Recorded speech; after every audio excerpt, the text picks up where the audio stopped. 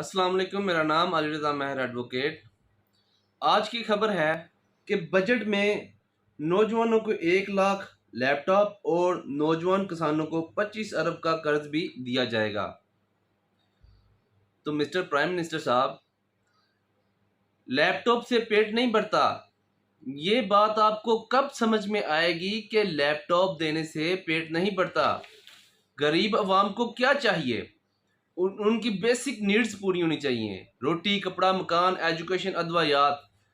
یہ چیز تو آپ فراہم کرتے نہیں، اور جب اپنی سیاست کو چمکانا ہوتا ہے تب آ کے آپ یہ پیکیجز ایشو کرنا شروع کر دیتے ہیں کہ نوجوان کو اتنے لیپ ٹاپ دیے جائے۔ او بھائی، لیپ ٹاپ کس کو دینے ہیں؟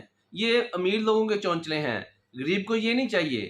غریب کو روزگار چاہیے کہ اس کا گھر میں سے کوئی بھی فرد جا کے باہر عزت سے کما سکے اور گھر میں عزت سے آ کے پھر کھا بھی سکے۔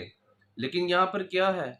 اگر ایک مزدور کی تنخواہ 20,000 ہے تو 20,000 میں تو اس کا آٹا چاول ہی نہیں پورا ہوتا۔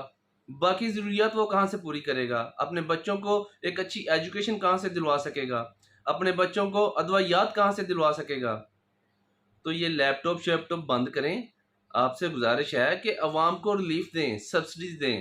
میرا کہنے کا یہ ہرگز مطلب نہیں کہ آپ آٹے کے ٹرک جو ہیں وہ سڑکوں پہ لا کے کھڑے کر دیں اور عوام کو کہیں کہ آٹا فری ہے، آ کر لے جائیں۔ اور پھر عوام کیا کرتی ہے؟ جدوجہد میں ایک دوسرے کو مارتے ہیں، دھکے دیتے ہیں، وہاں پر کوئی نہ کوئی مر بھی جاتا ہے، آٹا لینے لائن میں لگ جاتے ہیں کیونکہ وہ فری مل رہا ہوتا ہے۔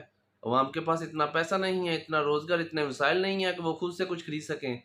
بکاری نہ بنائیں، ان کو ہنر سکھائیں، ان کو ایجوکیشن دیں، ان کو ٹیکنالوجی میں آگے بڑھنے کا طریقہ بتائیں، نہ کہ آپ یہ کہیں کہ لیپ ٹاپ آ گیا اور گھر میں بیٹھ کے اس میں گیمز کھیلیں۔ بیکاری نہ بنائیں۔ عوام روزگار چاہتی ہے، اچھی ایجوکیشن چاہتی ہے، ادویات چاہتی ہے، روٹی، کپڑا، مکان چاہتی ہے۔